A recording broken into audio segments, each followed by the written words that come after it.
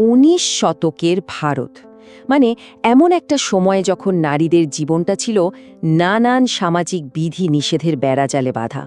শিক্ষা, স্বাধীনতা, এমনকি নিজের একটা পরিচয়, এইগুলোর অধিকারও ছিল খুব সীমিত। ঠিক সেই অন্ধকার সময় কিন্তু একটা অসাধারণ কণ্ঠস্বর গর্জে উঠেছিল। আজকের এই আলোচনায় আমরা সেই কণ্ঠের পেছনের মানুষটাকেই চিনব। তিনি পণ্ডিতা রামাবাই। জাস্ট এই একটা বাক্যেই যেন তার গোটা জীবনের মিশনটা ফুটে ওঠে। ভাবা যায়, যে যুগে নারীদের মতামত শোনাই যেত না, সেই সময়ে দাঁড়িয়ে এমন একটা কথা বলা ছিল একটা সত্যিকারের বিপ্লব। এটা শুধু একটা উক্তি ছিল না, এটা ছিল একটা নতুন যুগের ঘোষণা। তো চলুন এই প্রশ্নটারই উত্তর খোঁজা যাক আজ। কিভাবে সমস্ত প্রতিকূলতাকেই তিনি তার সবচেয়ে বড় চালিকা শক্তিতে বদলে ফেলেছিলেন। তার গল্পের শুরুটাই ছিল আসলে একটা বিদ্রোহ দিয়ে। এমন এক পরিবারে তার জন্ম হয়েছিল যা সেই সময়ের প্রথাকে একেবারে গোড়া থেকে চ্যালেঞ্জ করেছিল। আসুন দেখি কিভাবে তার সেই পরিচয়টা গড়ে উঠল। তার বাবা অনন্ত শাস্ত্রী দোংরে সমাজের সব নিয়ম ভেঙে নিজের মেয়েকে সংস্কৃত শাস্ত্র শিক্ষা দিয়েছিলেন, যা সেই সময় এক কথায় অকল্পনীয় ছিল। বাবার এই সাহস আর রামাবাইয়ের নিজের অবিশ্বাস্য মেধা দুটো মিলেই তাকে এক অসাধারণ পথের দিকে এগিয়ে নিয়ে যায়, যা শুরু হয়েছিল খুব অল্প বয়সেই। এই উপাধিগুলো কিন্তু শুধু কথার কথা ছিল না, এগুলো ছিল তার বুদ্ধিমত্তার একটা আনুষ্ঠানিক স্বীকৃতি। একবার ভাবুন, সেই সময়ের তাবর তাবর পণ্ডিতরা একজন নারীকে পণ্ডিতা আর সরস্বতী, মানে মহাজ্ঞানী এবং জ্ঞানদেবী, এই সম্মান দিতে বাধ্য হয়েছিলেন। এটাই ছিল তার পাণ্ডিত্যের সবচেয়ে বড় প্রমাণ। জ্ঞান অর্জনই কিন্তু রামাবাইয়ের শেষ লক্ষ্য ছিল না, একদমই না। তিনি সেই জ্ঞানকে কাজে লাগিয়েছিলেন সমাজে একটা বড়সড় পরিবর্তন আনার জন্য।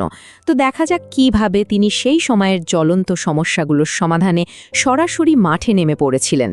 আর্য মহিলা সমাজ প্রতিষ্ঠা করাটা ছিল একটা যুগান্তকারী পদক্ষেপ। কারণ রামাবাই বুঝেছিলেন যে একা একা লড়াই করে খুব বেশি লাভ হবে না। আসল পরিবর্তন আনতে হলে একটা প্রাতিষ্ঠানিক কাঠামো দরকার, যা নারীদের শিক্ষা, সুরক্ষা আর সমর্থনের একটা স্থায়ী ঠিকানা হয়ে উঠবে। শুধু কথা বা সংগঠনই যথেষ্ট ছিল না। রামাবাই জানতেন সমাজের ভেতরের আসল সত্যটাকে বিশ্বের সামনে তুলে ধরতে হবে, আর সেজন্যই তিনি কলমকে তার সবচেয়ে শক্তিশালী অস্ত্র হিসাবে বেছে নিয়েছিলেন।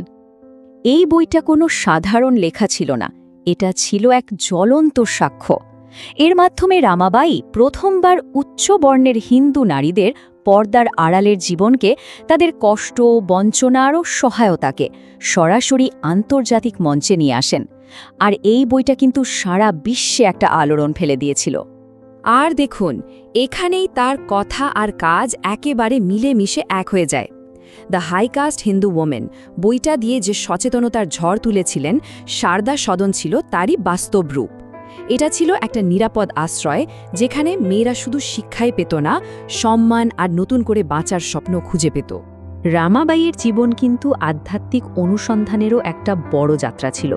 তার ব্যক্তিগত বিশ্বাস কিভাবে তার সবচেয়ে বড় মানবিক প্রকল্পের শক্তি জুগিয়েছিল, তো চলুন এবার সেই দিকটা একটু দেখি।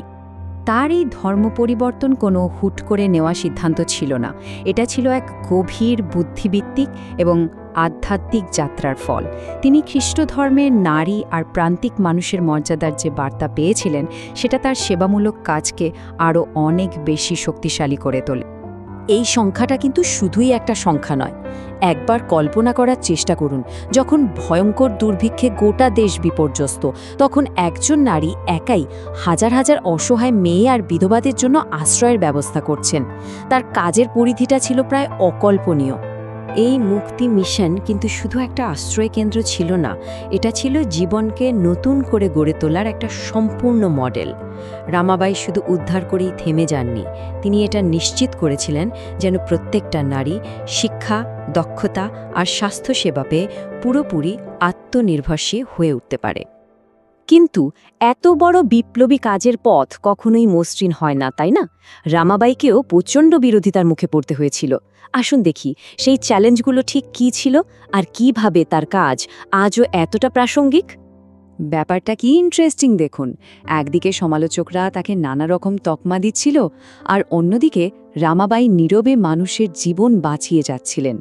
তার বিরুদ্ধে ওঠা প্রত্যেকটা অভিযোগের সবচেয়ে শক্তিশালী জবাব ছিল তার কাজ, তার হাতে গড়া প্রতিষ্ঠান, আর সেখান থেকে মুক্তি পাওয়া হাজার হাজার নারীর নতুন জীবন।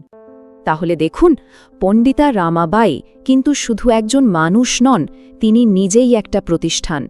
তিনি একাই শিক্ষা, সমাজ সংস্কার আর মানবিক সেবার এমন এক ভিত্তি গড়ে দিয়ে গেছেন, যার উপর আজকের ভারত অনেকাংশে দাঁড়িয়ে আছে।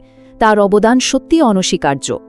এই আলোচনা শেষে প্রশ্নটা কিন্তু থেকেই যায়। পণ্ডিতা রামাবাইয়ের জীবন আমাদের এটাই দেখায় যে গভীর বিশ্বাস, অদম্য সাহস আর মানুষের জন্য নিঃস্বার্থ ভালোবাসা থাকলে একজন মানুষও কিন্তু ইতিহাসের গতিপথ বদলে দিতে পারে।